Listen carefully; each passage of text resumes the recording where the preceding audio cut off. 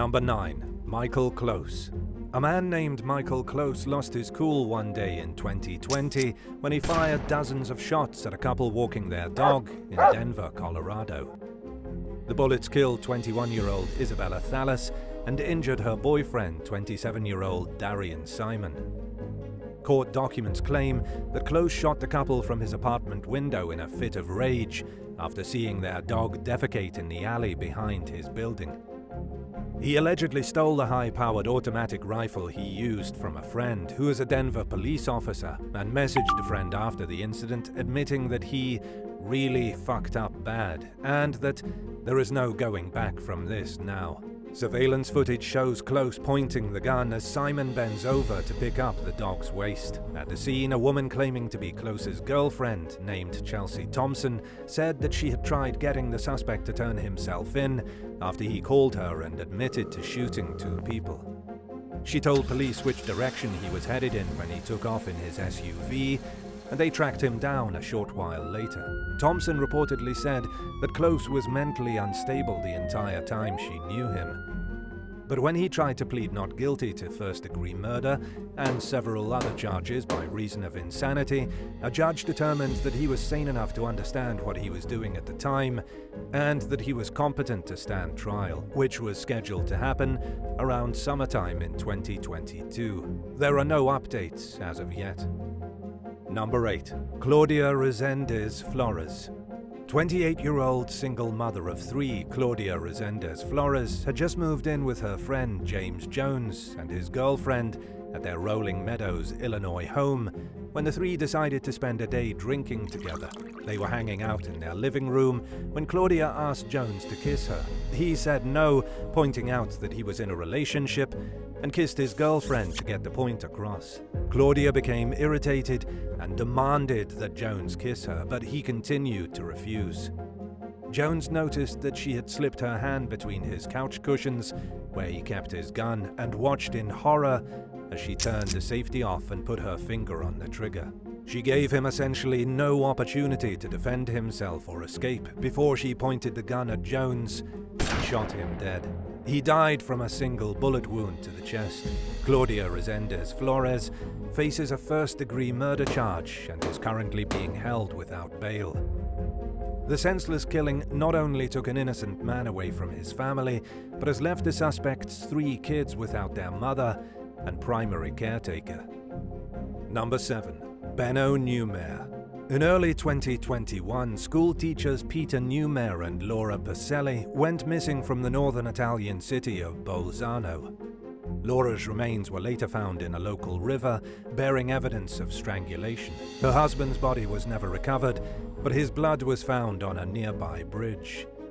Police took the couple's 30-year-old son, Beno Newmare, into custody on suspicion of his parents' murders. He allegedly confessed to killing Peter after being asked to get out of bed and walk the family dog. Beno refused and later claimed he went to his room to avoid his father's scolding, but that Peter followed and continued to argue with him. At some point, Beno fell asleep. When he awoke, his father supposedly got on his case about not doing chores around the house, which was when Beno decided to strangle Peter to death.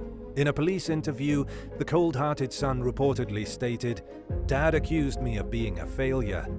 I just wanted silence, so I shut him up." When Laura returned home a little while later, Beno strangled her to death as well, later admitting that he didn't even say goodbye before carrying out the brutal act. He also allegedly confessed to throwing his parents' bodies into the river. At Beno's trial, his sister refused to look him in the eye and testified that her brother is a serial liar. Over a year later, the family is still trying to heal from the deep emotional wounds that the selfish murder has left them with. Number 6. Robert Lyons. In March 2008, 61-year-old Linda Bolek was found dead in the Chicago apartment she shared with her 39-year-old son, Robert Lyons. Someone had beaten her with a champagne bottle, stabbed her repeatedly in the back, and doused her body with household chemicals.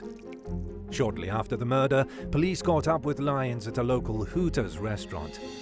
He quickly confessed that he had bludgeoned and stabbed his mother to death in a fit of rage after she refused to buy him tickets to an upcoming Avril Lavigne concert. He denied that his bipolar diagnosis had anything to do with the crime. During the trial, prosecutors pointed out that neighbors had reported frequent arguments between Lyons and Bolek and claimed that the murder was premeditated.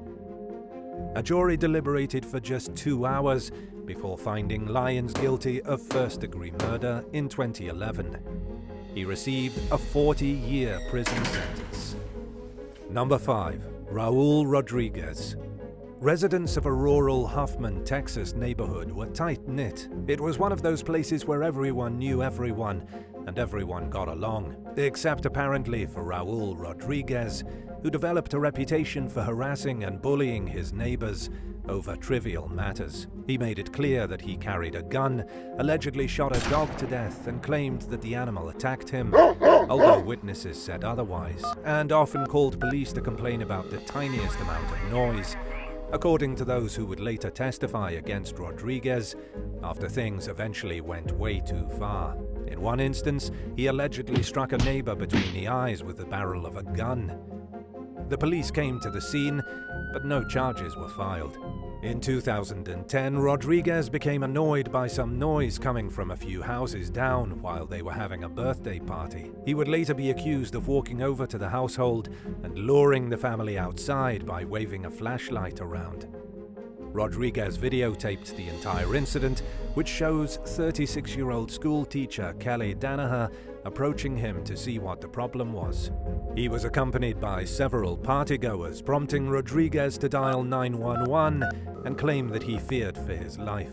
The footage contained several minutes of shouting back and forth before 3 men charged at Rodriguez, who then fired a shot. The video ended there. Danaher was struck by the bullet and died at the scene. When police arrived, they saw 2 men struggling to restrain Rodriguez. They charged him with murder in connection with Danaher's death. Rodriguez argued that he shot the man in self-defense, but the video footage he thought would prove his point actually helped to secure a conviction against him. He was found guilty and received a 40-year prison sentence. Number 4. The Facebook murders. One morning in early 2012, someone found 36-year-old Bill Payne and his girlfriend, 23-year-old Billie Jean Hayworth, dead in their Mountain City, Tennessee home. Someone had shot them both in the head and slit their throats, but left their infant unharmed. Relatives told police that the couple had been having problems with a woman named Janelle Potter on social media. Janelle and Bill were members of the same friend group when she developed a crush on him, but he didn't feel the same way. When Bill started dating Billie Jean, Janelle became obsessively jealous, even after finding a boyfriend of her own named Jamie Curd. It didn't help that the young woman's parents, Barbara and Buddy, were overprotective, which often relegated Janelle to staying at home and led her to revolve almost her entire life around social media. When she saw that Bill and Billie Jean had unfriended her on Facebook, she decided to take deadly revenge. It was during this time that nasty and threatening posts about the couple began appearing on public message boards under aliases. Everyone familiar with the situation suspected all along that Janelle was responsible for the posts, which slandered the people she was jealous of while praising Janelle. In the meantime, Janelle played victim, often calling the cops and claiming that she was being unfairly targeted. She fed her parents and boyfriend the same story, and unlike the police, they either took the bait hook, line and sinker, or even worse, knowingly went along with Janelle's batch of lies. They even agreed to participate in a plan concocted by a mysterious stranger named Chris, who Janelle claimed she met online to get rid of the problematic people in town. It was later determined that Chris was one of Janelle's numerous fictional online personas. It didn't take long for police to determine that Buddy Pottery and Jamie Curd murdered Bill and Billie Jean, but they held Janelle and Barbara equally responsible for their role in the convoluted plot and charged everyone involved with first-degree murder. Curd testified against the other 3 in exchange for a 25-year sentence. Janelle, Barbara, and Buddy were all convicted of first-degree murder and received multiple life sentences. Number 3. Shakira Dorsey. 16-year-old Shakira Dorsey was joking around with a classmate outside an apartment complex in Warrensville Heights, Ohio back in 2012 when she began teasing her friend for allegedly passing gas. The friend apparently didn't see the humor in letting one slip and violently attacked Dorsey, causing a fist fight to break out between the pair. A 911 recording would later reveal that some adults were allegedly nearby and saw the fight going on but simply stood there and watched, doing nothing to intervene. By the time Dorsey's stepfather noticed the squabble and rushed over to break it up, the damage was done. A witness later told local station WOIO that after the fight ended, she saw Dorsey walking away and then collapsing. The girl who attacked her was charged with murder. The news outlet reported that Dorsey died of a heart attack and that the prosecutor was trying to blame her friend for causing it. Meanwhile, the defense argued that Dorsey had a pre-existing heart condition and that the girl she fought with was not responsible for her death. In court, the defendant's attorney even went as far as saying that Dorsey's anger elevated her levels, and that's what killed her. Because the suspect was a minor at the time, their name was not released, and only limited details about the case were made available to the public. Number 2. Tan Tek Soon. 20-year-old Tan Tek Soon was a Malaysian welder living and working in Singapore in 2009 when he met his girlfriend, a 19-year-old waitress named Chong Ka Yin, who was also from Malaysia. The couple had been dating for 5 months when they got into an argument at a restaurant over an extra pair of chopsticks that Chong had asked Tan to grab. He refused, and Chong got upset and refused to speak to him for the rest of the meal, instead paying attention to her phone. Tan was infuriated by his girlfriend's preoccupation with her phone, and the couple began arguing again during their walk to her apartment. When they reached her 12th floor home, Chong told Tan that their tempers were irreconcilable. Taking the statement as a breakup, Tan apparently decided that he couldn't live without her, and that if he couldn't have her, nobody else could either.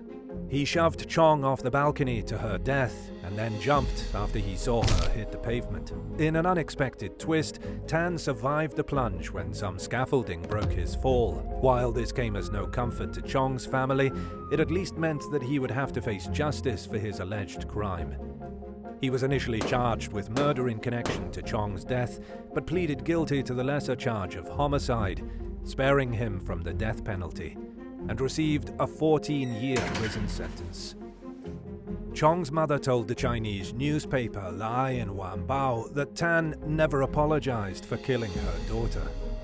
Number 1. David Lynn Scott. One night in September 2012, a fight broke out between a 43-year-old homeless man named Roger Wilkes and 49-year-old David Lynn Scott over a bag of Cheetos. The men were at a light rail station near the St. Louis Convention Center in Missouri when the squabble occurred. Things took a horrifying turn when Scott stabbed Wilkes once in the chest. It was enough to kill the victim, who was later pronounced dead at a local hospital, and landed Scott in court with a second-degree murder charge. He pleaded guilty to the crime a little over a year later and received a 23-year prison sentence. While most people would agree that an argument over a snack is an absolutely senseless reason to kill someone, it's hard to know exactly what was going through either man's mind when things escalated to the point that they did. It's possible that they fought over the snack because they were both really hungry. And if that's the case, it makes the situation even more tragic. Thanks for watching. Would you rather get punched in the face over what you thought was a harmless joke, or overreact and be the one who punched someone in the face who made a joke about you? Let us know in the comments below, and don't forget to subscribe. See you soon. Bye.